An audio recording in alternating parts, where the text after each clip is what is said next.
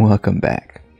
We're gonna talk about episode 9 of Interview with the Vampire. That's episode 2 of season 2. It's a little bit confusing, but it's alright. It's alright. This show feels so good. We are introduced to the Théâtre des Vampires, and it's as fabulous as it is macabre. We're at long last getting to know more about the Armand and Louis relationship, getting that backstory we so desperately needed. In the first season I was skeptical about the relationship. It didn't feel as real as the Louis and Lestat relationship, but I guess that was by design because now we're diving deep. If you're here, I imagine you've already watched the episode. Let's get to the breakdown. Spoilers are coming. Here we go. Look at that. Title screen has changed to Paris. I imagine the title screen is going to stay like this for a bit. We'll see if it keeps updating. Episode 9. Do you know what it means to be loved by death? That's a line from the Vampire Theater we're going to get to in a sec, but first we start off with Louis and Claudia hanging out atop of this statue. Off to the side we got some other vampires looking on, snickering at them.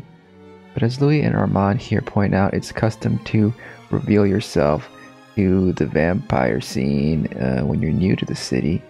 As we see Louis and Claudia become accustomed to living in Paris as lonely vampires, we get some back and forth between Armand and Louis here. Really establishes them as an old married couple, really. We finally get to see that. Up until this episode, I've always felt like Armand and Louis had a bit of a distance to them. It wasn't completely settling that they were a couple in love for all these years, but now with this episode, it all fits together. It actually feels real now. Because vampires live so long, I feel like they allow themselves to change and evolve during their time on this earth. I mean, Louis here is so much more relaxed. He settled into this persona of this American tourist, maybe too pretentious a photographer type, which seems to irritate Claudia a bit. She wants a little bit more ambition, which makes sense that Claudia is still younger than Louis. He's the kind of personality that wants to see all the world has to offer and hasn't quite gotten jaded right. In this scene here, they're kind of referring to each other as brother and sister. Of course it's not literal, but because the show has aged up Claudia in comparison to the book and the movie, it does make sense. It does kind of make sense for them to think of each other as more like siblings as opposed to the father-daughter dynamic, which we've seen in the movie and the books, and maybe a little bit early on in New Orleans. As we grow out of adolescence, we do want to discover ourselves, who we are apart from our families, and that's what Claudia is seeking. That's what she wants for Louis too. She wants to get him out of this rut of passiveness he's in. She wants him to discover who he is without Claudia, without Lestat. Armand realizes that this little conversation has triggered a memory for Malloy here. A memory he wants to repress, it seems. But it seems that the quips Malloy makes during this interview are partly stemming from his own hang-ups from his own previous personal life with Alice.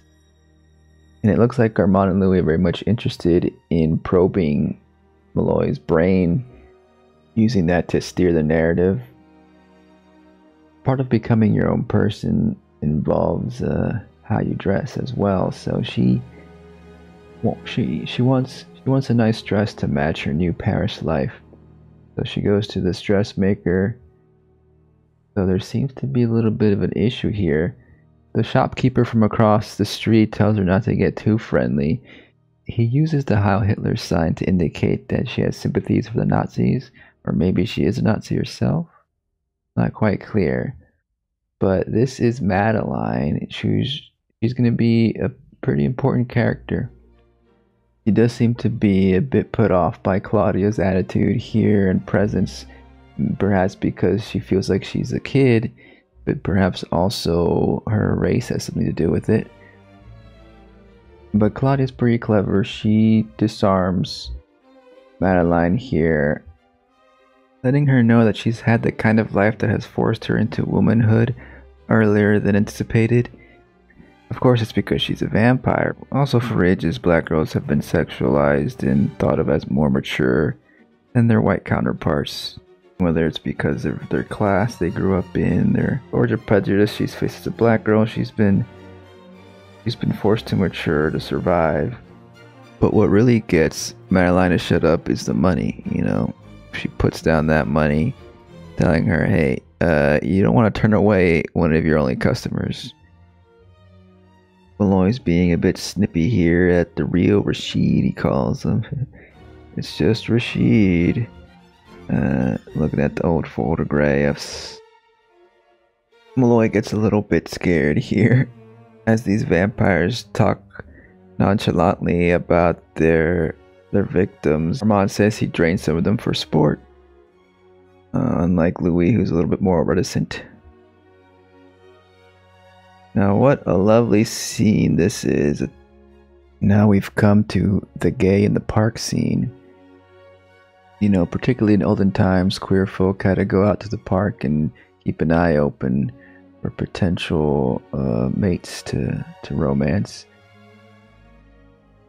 It's a really well shot scene, very, very dreamy, very romantic, very noir. Just by looking at Armand here, you can tell right away he's a confident vampire, knows what he's doing.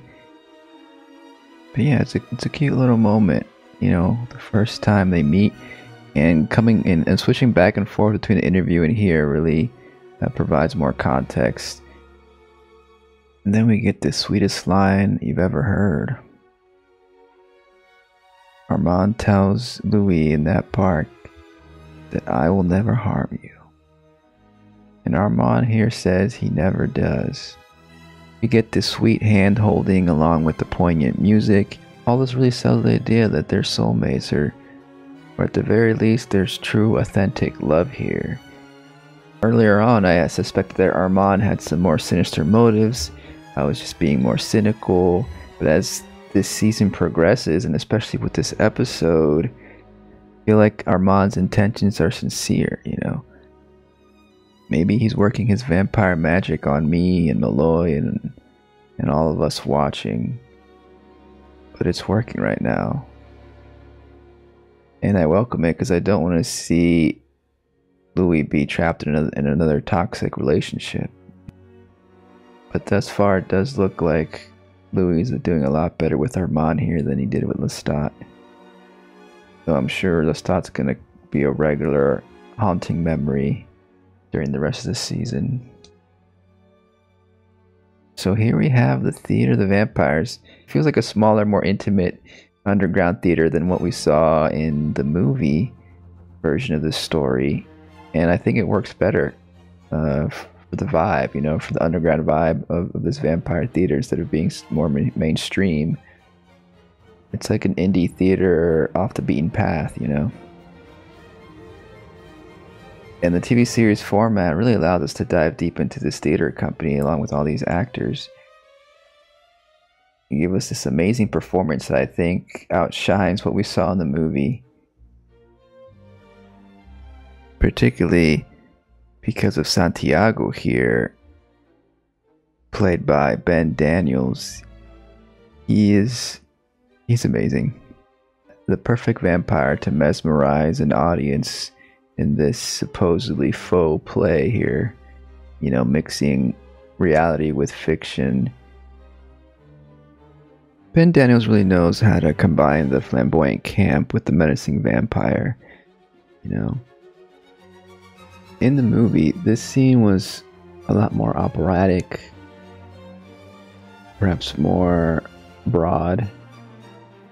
You know, it did have its horror elements, but this one is a lot more probing at the audience. He outright says that the audience disgusts him. You know, it's a lot more brutal too. The performance of the victim coming up feels a lot more in despair, less mesmerized here in the beginning. And it feels a lot more intimate. I think not also because it's a smaller theater, but I think the camera work is also just, there's more close-ups.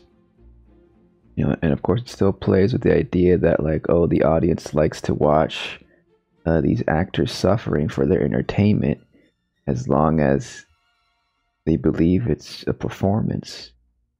At some point it feels so authentic that it becomes off-putting and uncomfortable. As a viewer of the TV show, we understand the extra layer that, yeah, these are actually real vampires, and they're doing this all for their amusements. You know, they literally believe that these humans are less than them. They get off by mocking them on stage and literally feeding on them while everyone watches with glee. So he makes her an offer to trade another's life for her own. He points out this plump man down here who gets scared for a second.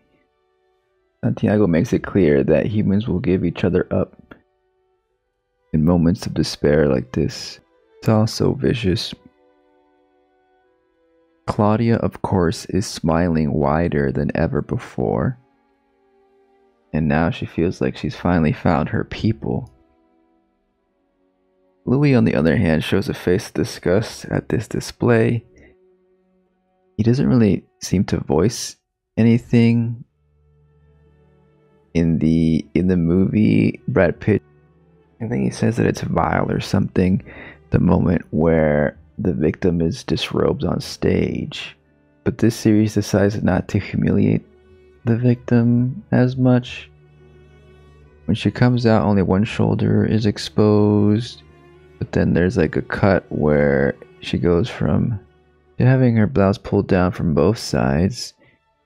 So maybe they did shoot a scene in which her shirt was ripped off or pulled down like we saw in the movie, and they decided to excise it from the final cut.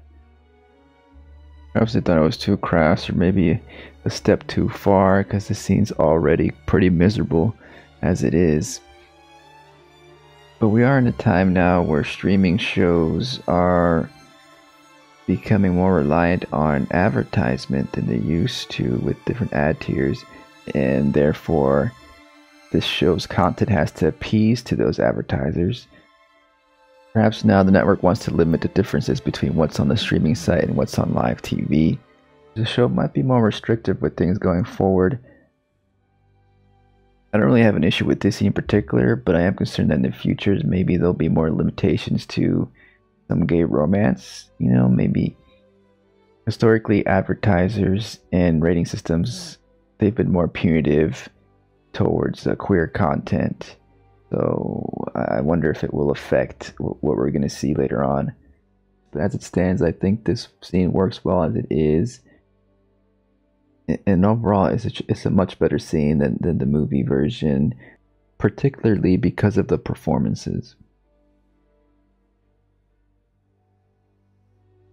And so the performance ends, and we get to meet the vampire actors. A lot of fun characters, can't wait to get to know them all in the coming episodes. Hopefully we get to know more of them. Things get a little bit more tense when they wonder who made them, who was their maker. Claudia here is clever enough to make up a lie and not name Lestat. Turns out a portrait of Lestat was hanging there the whole time.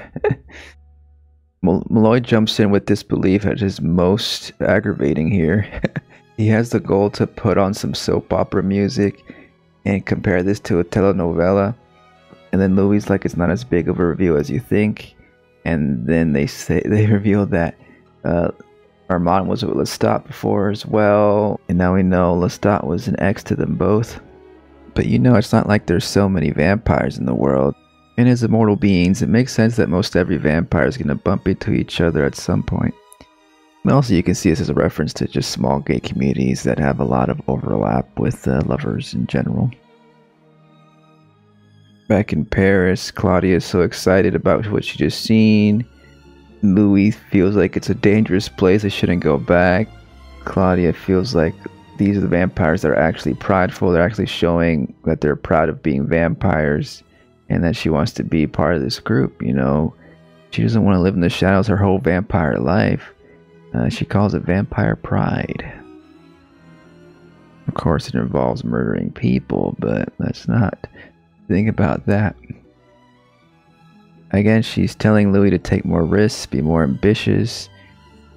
She points out that Armand is leading all these vampires and has darker skin than him. So, you know, you gotta live your best life, Louis. Armand can do it, you can too. All this hubbub brings Lestat back into the forefront for Louis, so he's gonna try to figure out for sure if he's dead or not. He goes to a bougie banker to see if Lestat has made any contact regarding, you know, his account.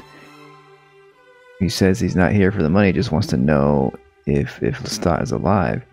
Apparently, Lestat has not made any contact, but left something for Louis, left a little letter. And so Lestat wrote this letter in case of his death, seemingly not believing that Louis would be capable of killing him, making it clear that Louis is his true love, and that he is the only one he trusts. Maybe this is a bit of hyperbolic poetry from Lestat to occupy Louis' mind from beyond the grave. Maybe there's some manipulation there. Either way, I do think Louis believes these words, and he is feeling a lot more guilty now. Seems Lestat's still got a strong hold on Louis for now. Malloy here is mocking Louis again. Armand chastises Malloy again for making light of these painful moments, these painful memories. And so Louis strikes back by bringing up Malloy's own failed romance in his past. See how he likes to be probed. I think they're trying to show that like other people's romances from afar can seem melodramatic. Just as Malloy is getting at his most aggravating, they break him down by having him remember, you know, his tortured love story. And we get a very interesting flashback. It looks like Malloy here is remembering talking to Armand back when he was younger. It's as if he's repressed some memory, or perhaps it was repressed for him. Now, in the books, Armand and Malloy actually were together for a while. I don't know if they're gonna reintroduce that, you know, in this series or not. Something's definitely going on. There's definitely a tease there for some future revelation. How deep do the mind games go, you know? But have both of them been using their vampire mind games to get something more out of them? Last episode, Armand was saying how they can get Malloy to say what they want for this interview. Was that more about controlling the narrative, or also do they want to get some info out of Malloy that he's withholding? But these mind games are working, and Malloy may have been broken. He submits to their control now. Is the interview going to go a lot more smoother now? Is he going to stop making these quips and comments and mock? Is he going to stop mocking them and interrupting the story? I hope so. Because I'm getting a little bit irritated by him too. So now it's time for the Vampire Motorcycle Club. Woo woo! Claudia's enjoying their joyride. Armand tells Louis to put away the camera and live for the moment. And they arrive at a fancy party for corrupt rich folk to feed on. It's dinner time. We get to see another gruesome vampire power. I don't know if Santiago can't really read minds unless he sticks his hand inside of them, but he gets the info he needs to infiltrate the party and and begin the night's festivities. Claudia is excited as a 21-year-old going out clubbing for the first time. Louis is more of an introvert, of course. He's going to take that smoke break with Armand, who also seems to be more his vibe. This is probably my favorite scene of the episode. You know, the background violence adds a little spice to it. But really it's seeing Armand and Louis starting their relationship that really has me captivated. Armand can see right through Louis and knows that he has something to hide about Lestat, doesn't know exactly what, but he suggests that he keeps that secret because some people in this vampire theater company don't take so kindly to liars. He suggests that he learn to protect his mind from being read by others, and he offers to help him with that skill. Armand wants Louis to know that he can trust him. They flirt as people get beheaded in the background and such. But it seems that Louis is still in the passenger seat at the moment, with Armand being the wiser older vampire that'll show him the ropes around here. This episode though seems to indicate that he's in good hands with Armand. We'll see how that develops. And so the party ends with Claudia fully fed with blood and with the joy of finding her people.